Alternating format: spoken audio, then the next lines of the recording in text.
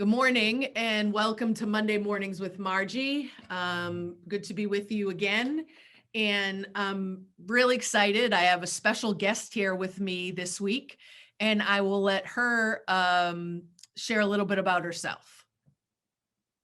Good morning, and my name is Trudy. My maiden name is Rouillard. My aunties corrected me and said it's the French Indian pronunciation, which is Rouillard, and then my married name is Soole.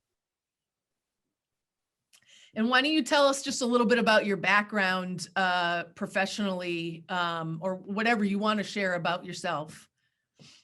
Okay. Well, first of all, I always like to say, I am a proud mother of two sons, adult sons, and by marriage, I have 4 grandchildren. And I was born and raised in Sioux City, Iowa, as growing up predominantly in the neighborhoods where there wasn't a lot of color. So that was very difficult transitioning into, throughout life. So finished high school, later on as a non-trad student, went to college, and then continued to work in the field of helping others, always helping others. My mother did that. My whole family's done that. And then I got my master's when I lived in New Mexico several years ago, about 16 years ago. And then I just moved back to my hometown to help with some family matters about 3 years ago. And I went into private practice. What really stands out in my mind is I didn't ever want to have to ask permission to smudge and offer a prayer or a blessing for anybody that I'm sitting with, whether they're non-native or native. And in some of the agencies that I worked for in the past, I had to ask permission and I had to explain. Mm-hmm. And then hear the snarky remarks. So everything moved, and now I'm in private practice, and it's just me. I have a biller and an accountant, and they're not housed in my office. They're all over the country, and it works out really well, really, really well. Mm-hmm. So, I mean, that leads us into our conversation today. We're going to be focusing in on the Native American community, which I'm looking forward to, because I will say that I don't feel like I am as enlightened or know as much specifically about this community. I'm looking forward to it. One of the things I was wondering is, could you tell people listening about what smudging is?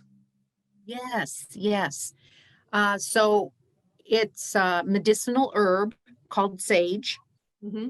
That we go and pick at certain times of the year, and we only take as much as we need, and we offer tobacco to the plant and the Mother Earth before we take it.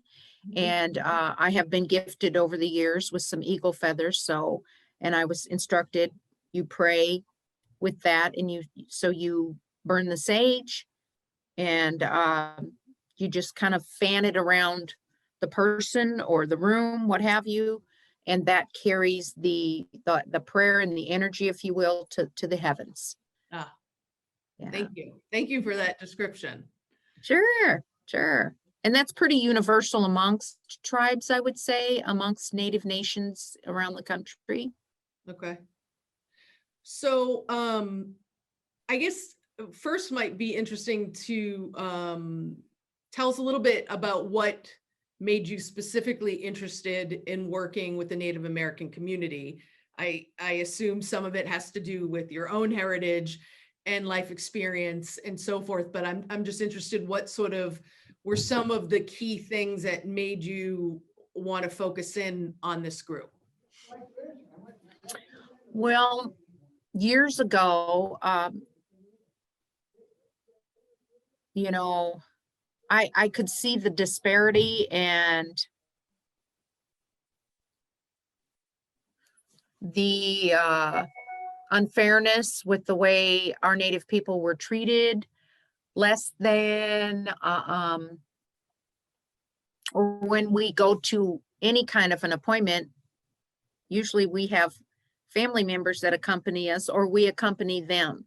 Mhm. And always getting the nonverbals, like, wow, this is just for you. So seeing that, and then one day I went to an outpatient treatment facility in town.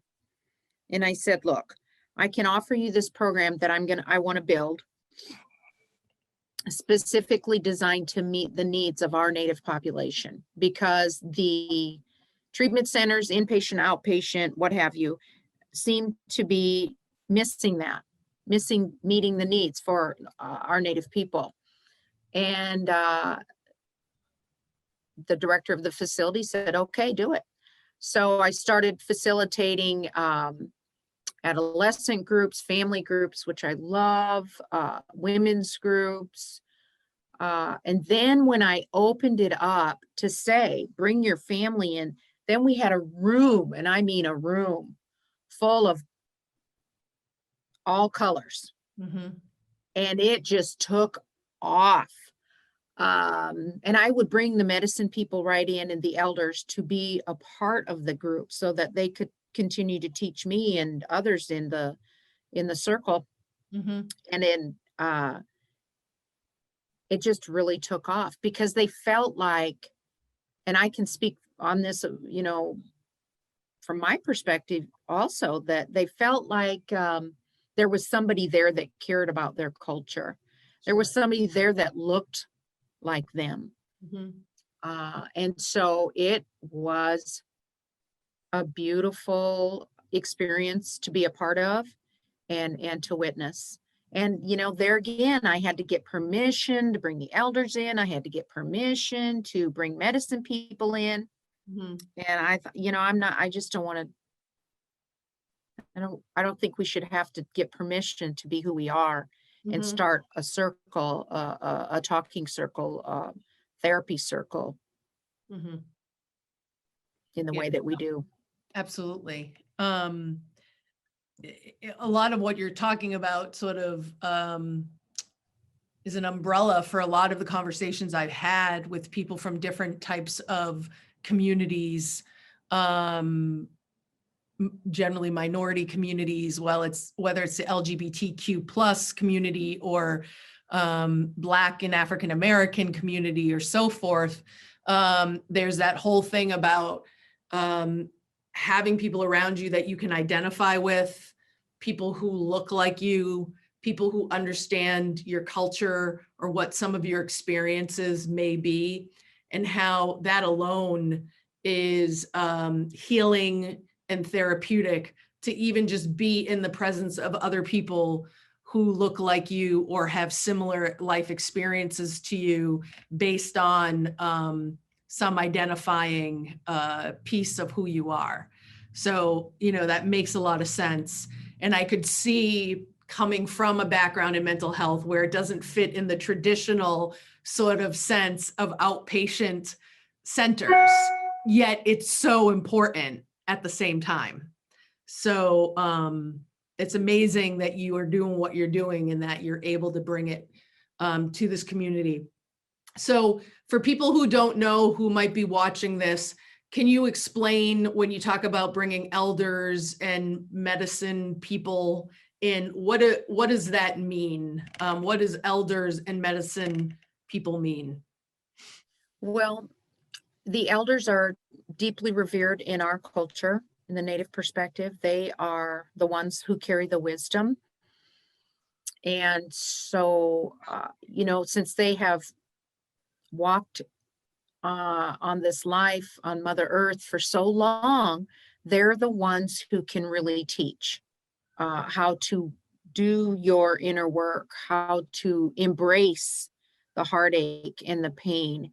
And so I meet with them, I stay very connected to them, and I invite them in to speak to to the groups. Even I just had a memory, even when I was a director of an inpatient treatment program in New Mexico, Mhm. and the program was designed for Native Americans. And there was a mix of some Hispanic, and of course we had the LGBTQ, and I had to get permission to bring in an elder Mm. and smudge. So the elder comes in, and very prayerful, very spiritual man, holy person or woman, Mhm. uh, or of the LGBTQ pop, very, very spiritual folks, and start facilitating the circle, opening up that energetic field. I mean, it's just beautiful to be a part of and to witness. Mm. And the medicine people, you have to go find them. Mm. They don't advertise who they are and where they are, and they don't give themselves that label or that name, or it's just known amongst the people. Mhm. So it's always been my interest to stay connected to them for help and health and healing, Mhm. even in my own years of sobriety. Mhm. Um, that's really, really helped me stay connected to me, the universe, and that connection with our great spirit, with creator. So I just love to share that knowledge and bring them in and teach, because a lot of us don't know what's the protocol to invite them in. What are we supposed to do? What are we not supposed to do? Mm. Um, and so if we don't do it, we don't send the questions out, we're not going to learn. And I'm not an expert by any means, Mhm. but I love learning, and Yeah. I love passing on the knowledge Sure. from them, because they're the wise ones. Sure. That's how I got to be where I'm at. They teach me. I stay connected to them in prayer and listen to them and go learn and just pay it forward. Interesting. One question I have, and this may be an ignorant question, but I'm going to ask anyways, from a tribe's standpoint. So I would assume there's people from different tribes that are, it's not like you have, it's sort of like you're from one tribe and others have to stay out in these kind of settings that you bring in. How does that work? Well, those that want to come. And we just operate from who, if the elder is from, let's say, from my tribe, the Santee Sioux tribe of Nebraska, then they operate from their spiritual knowledge, their spiritual foundation. Got it. And so whether you're full blood, half blood, mixed races, LGBTQ, everybody's included. No one's excluded. That's great. That's great. That's amazing. I think Yeah. we need so much more of that right now. And it's wonderful to hear that, coming from you and what's happening out there. So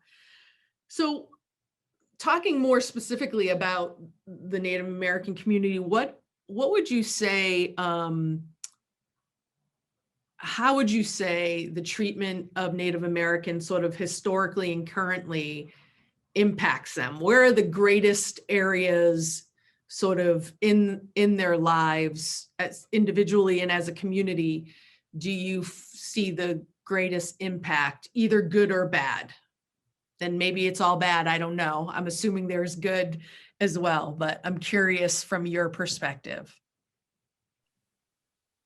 Well, I know there's power in numbers. There was a lovely, lovely, lovely group called NANACOA, the National Association for Native American Children of Alcoholics, Mhm. all ages. Oh my golly. And they would go around the country wherever the tribes invited them. Mm. And I tell you what, it was so, uh, it would just bring you to tears, and your heart would just fill with joy to be in a huge conference room with all these people who are walking on that path. We call it the Red Road of Sobriety. Wow. So that was a great, and they wove into the conference all of our traditions, you know, the drum, the sacred drum, the singers, the prayer every morning, the smudging. Oh, and they had elder circles and youth circles and women's circles and the men's circles. And then at night there would be what we call inipi, which means it's a sweat lodge, which means with this we give life. It's a very sacred ceremony. So all of that was included, and the laughter. Yeah. That's what really, you know, Native people are really known for that. That's perseverance, just laughter. Now, some of the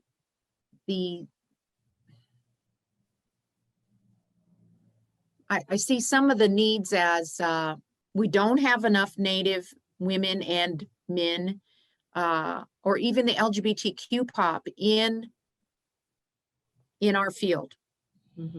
You know, by trade, I was a social worker, and now I'm a mental health counselor, and I specialize in addictions and family services, family systems, rather.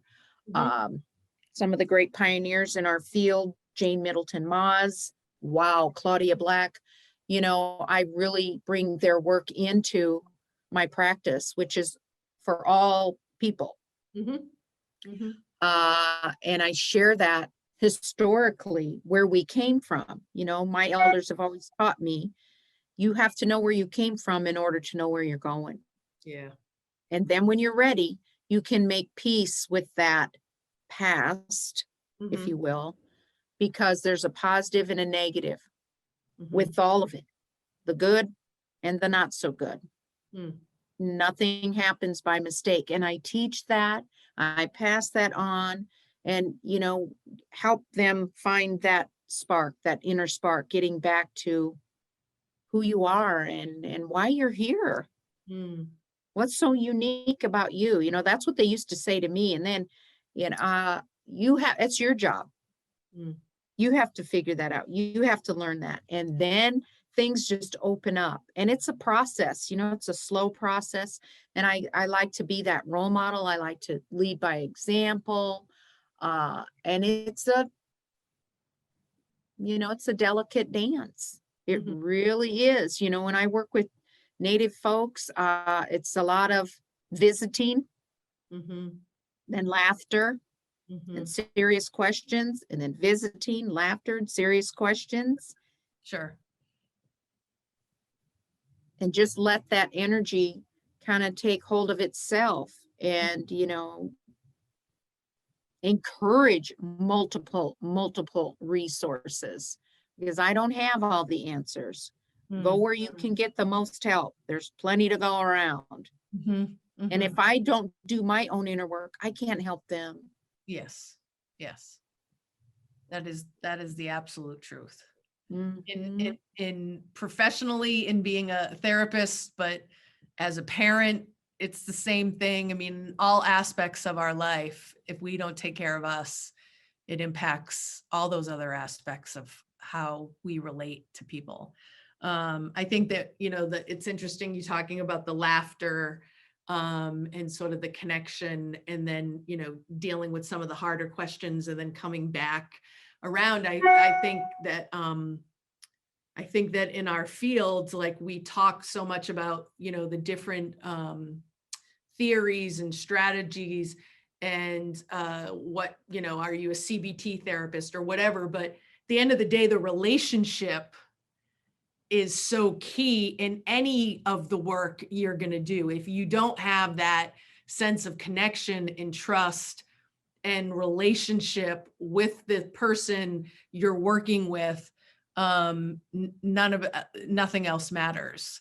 And my sense of you is that the way you sort of operate is that that people must feel very connected and not intimidated and not less than in your work with them. And that's really important, because sometimes I think people think that the therapist is all knowing, and we're not, you know? And so just from talking to you, I'm like, I'm sure you're magnificent at the work you do. So Thank you. You know, it's a daily thing. And when I sit with folks, boy, I'm in constant prayer, like, help me help them. sure. And that's evolved for me as a profession, because like you said, with the way we get trained, we don't talk about this stuff. It's almost taboo. We don't talk about energy work and all of that. My elders, my spiritual leaders have always known, even the ones who've crossed over, I talk to them more than I talk to the physical people, you know, because they're my helpers. Mhm. And I don't have all the answers, and I need their help. So it's a lot of listening with my heart Mm. and the silence. You know, a lot of people are uncomfortable with that. I love the silence, because in there lies the answer, and the wisdom and the courage, and boy, and I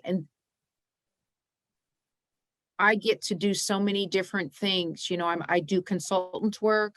I go around, I offer my services to folks who, native and non-native, who need another person, a support person, to go to the doctor with them, Mhm. or meet with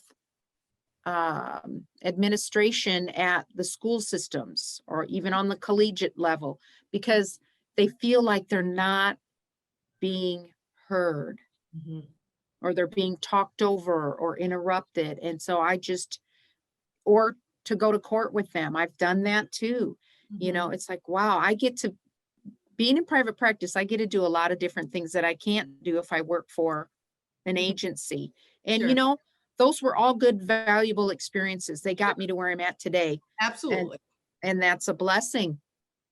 But there's more, Mhm. and there's still more. You know, even this opportunity, I want to thank you for this so much, Sure. because it's time. Like you said, we're living in a time right now where information needs to get out there.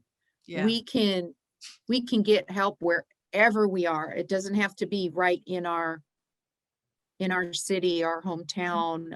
And a lot of folks don't want to get help in their own town or their city because of privacy and confidentiality. You know, when I've worked on different reservations in pueblos, people are gun shy about it. And I don't blame them. I am too. I would be too. You Mhm. know, I always say, you know, healing is not all that appealing, or we'd have a line down the street and around the corner and up the hill. That is so true. That is so You true. know, and hey, what, Yeah. hey man, you know, some folks used to say, just come on over, you know, so then it's like, well, I can't go to their house and have coffee because ethically, Sure. you know, I'm bound by the licensure board that we can't cross that line. Mhm. And so it's, you know, it's a delicate dance. I have to explain that and say, oh, I'd love to have coffee. Are you kidding? You Right. know, come to Right. my office, we can have coffee. Sure. Uh, Yeah. It's funny you were saying, that how healing is hard, or people would be, lined up. It's sort of that idea that, like, and I learned this over time, like, insight does not equal change, right? Like, a lot of people are super insightful. They may even know, like, what all their issues are, but it doesn't equal change, because change is, the hardest part of it, or really healing from whatever your wounds are. That is the hardest part of the work. So yes, it's it it's is. very, very true in all communities. It doesn't matter what community you come from. That's right. That's right. But I like to teach folks, you know, my mother used to tell me I was a teacher, and I'm like, teacher, I don't want to be a teacher. But now I know what she meant, you know, not in such a literal translation, but I'm a storyteller. And so I teach through stories. And yeah, I teach that, from my own experience when working with medicine people, the things they told me, and protocol is you don't get to talk back to them and argue with them. You have to listen, and then you leave and you think about it. And so then I would drive back from the reservation and I'd be so mad. I'd give myself a headache, and I would go meet with my counselor at that time, non-native woman. And I'll be darned if she didn't tell me the same thing. Mm. And so there was that war within. It's kind of like, which wolf will you feed? Well, oh, I was angry. I thought the world did me wrong. And why would I pick this? And why would I choose that? Well, what they were both teaching me is life is merely about lessons. You just learn them, and all the beautiful lessons from them, the good and the not so good, and you move through it, and you will get to that place where you can thank that experience. And I used to think, oh, right, why would I do that? But I do. Mhm. Mhm. Not all the time. Sure, I weeble wobble, Mhm. but I'm grateful for all the experiences that I've had, because it's, like I said, it's brought me to where I'm at today, and I can help others and Sure. share that because they really want to hear that you're true, Absolutely. that you're authentic. Yes. My Yeah. my family, my mother used to always say that they're watching. Mm. They're all going to be watching it. The elders, everybody wants to see if you mean what you say and you say what you mean. They want to see what kind of person you are. Mm. And so that that always is filed here in my mind. Yeah, this is who I am. And you know, work on releasing that generational shame and trauma and guilt that gets passed on, I believe, from 7 generations behind us. We carry it forward, and then we have to learn in our therapeutic work. Mhm. It's not mine to carry. Sure. And I have really worked at and continue to work at releasing that, and also seeing the value in it, because now I can recognize it when I see and hear it, Mm. and how to help folks and speak about it. Sure. Because all of us, all human beings carry that. Mhm. And then I work at releasing that. And because I also believe in generational healing, Mhm. just as much as the trauma, we also have carried 7 generations of healing. We're Mm. still here. Mhm. There's so much that we can tap into Sure. as we do our work and bring it forward and bring it forward and bring it forward when folks seek it out. Mhm. True. 100% true. Yeah. So, um, what, I mean, I don't want to focus too much on all of, the specific issues within the Native American community. I'm sure there's a lot of things within the Native American community that's similar to every other community. But what are some of the things that you see that are sort of most notable of issues? I mean, you just talked about intergenerational trauma. And that's the case in lots of communities I've worked with, in particular, like the Cambodian community, people I've worked with intergenerational trauma. But what are some of the things that you see within the Native American community that sort of sticks out as either stressors or mental health issues? And then what are the resources? I mean, I'd like to also know, like, what's out there that people can seek out, because it's, we talk about, okay, these are the issues or these are the focal points, but what are the things to help people out there? Well, I think that some of the barriers for them getting the help is finances, transportation and finances. Not everybody has the luxury of, a fancy phone that can connect to a hotspot or Wi-Fi or social media. That would be great, because now, I have clients all over the country and they have access to this type of service that you and I are on now. Yeah.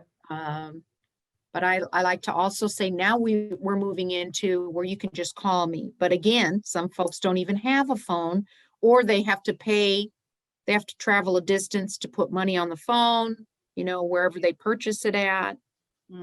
And those phones are used primarily for familial needs. It's not just because it's my phone doesn't mean the rest of my family can't use it. Right.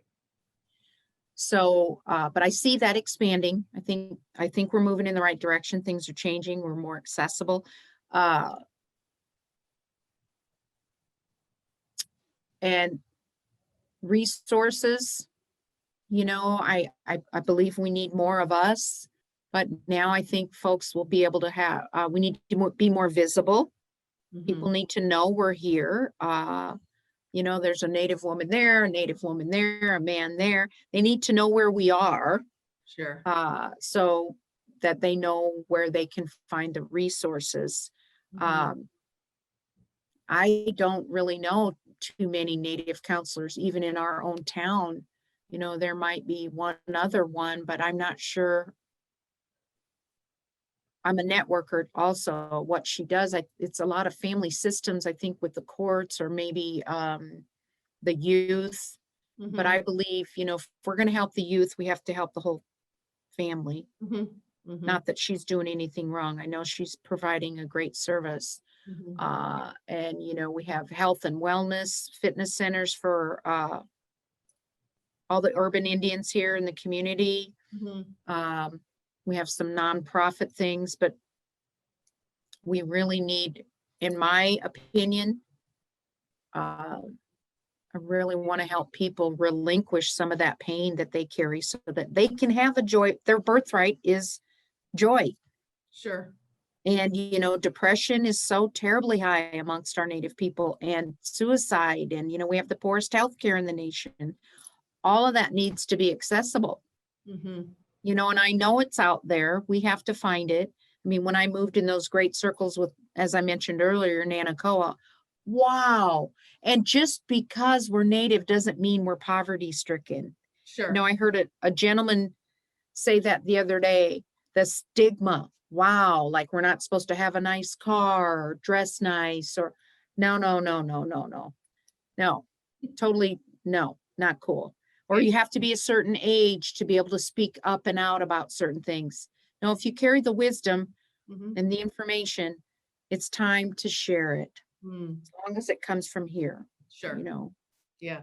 From your heart. Is there a lot of stigma of mental health issues within the Native American community? I think there's a lot of stigma in all communities for reaching out. Or the line would be out the door, down the street, and up the hill. But I think that, we're a very private people, as are all people. And we'll keep things in. Trust is a big barrier. We've got to find that right person, like you said, that we can fit with. And,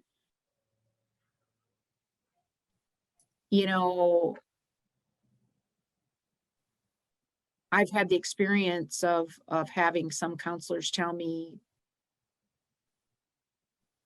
things about my family that I, like I shouldn't be around them, or I shouldn't do this or shouldn't do that. And I'm like, hey man, that's my family. That's my kin, and I'm going to do what I'm going to do. And so there was that judgment I could feel. So I really believe in a valuable lesson learned there, because, ultimately the people are going to do what they're going to do. And so I think that's why I love working with family systems, because they know best. They have the answers. I'm just the guide. And so I think that, getting back to that, yeah, depression, anxiety, things that we don't talk about, that hidden shame, the guilt, even eating disorders, Mhm. whether it's obesity or anorexia nervosa, and the stigma with the LGBTQ pop. I work with a great elder, and we always talked about how sacred they are. They are the ones who were called upon in the village to name the children. What an honor Mm. to name a newborn, because their energy was so aligned with the male and the female. Hmm. They and it was known. But we get removed from that, but it's still there. We just have to go back and tap into all that knowledge, that Mhm. old knowledge, the wisdom that's there. And I everybody has a purpose, and so I really believe that, yeah, the stigma's there with all cultures reaching out for help. And that fear, just holding on to that fear. People hold on to it so long that they become it, and they Mhm. can't find their way out. They normalize it. They think it's just, you know what? This is the life I've been dealt, so I'm just gonna, and serve it, substance abuse services. That's one of my areas of expertise. I'm not an expert in it, but boy, there's something about working with addictions. Those people are real. They know, like you said, they know what's going on. They know Mhm. what all their issues are. Mhm. And it's Mhm. like, how can we see what they've been doing that's negatively impacted their life or positively, and then turn it around and move it in a positive direction for them? What do they want to do? Mhm. That's why I love to map genograms and map it all out for them. Something visual. We're visual people, native people. And it's like, wow, when you put it on the flip chart, light bulbs come on. Mhm. It's just amazing. So I think getting creative in the mythology of the way we deliver our services. Absolutely. Absolutely. Well, you've inspired me during this conversation. I there's a need for creativity, and there's a need for people. Yes, we have certain limitations and boundaries, and like you said, ethics that are important, but there's a need for realness and authenticity and creativity, and to think outside the box, to help people. And people know when you're doing that. People know when you're authentic. People know when you're thinking outside the box. People know when you're sitting with them in their pain versus, sort of just observing it. And that relationship and connectedness, and energy passing back and forth, like you talked about, is so important. So I'm sure that the people who work with you are in very, very, very good hands. Thank you. And Thank you. it's really good to talk about, to learn more about Native American culture. It's actually, made me realize that, maybe it's more something I want to learn more about and read more about. And I think that's like what you said, I love to learn as well. So, um, so thank you for being here and sharing your wisdom with us, and your good energy and your big heart with us. It's much appreciated. It's an honor and a privilege, to carry forth the information that I've learned from all walks of life, everything I've been through with, Mhm. my husband, my sons, Mhm. my first husband, all my relatives, all of that. It's just a blessing, Mhm. to bring that forth. And thank you for inviting me. Mm, absolutely. Absolutely. Well, thank you to all our listeners and viewers. I'm sure you'll really enjoy this discussion. And I hope you all have a good week. Take care and be well.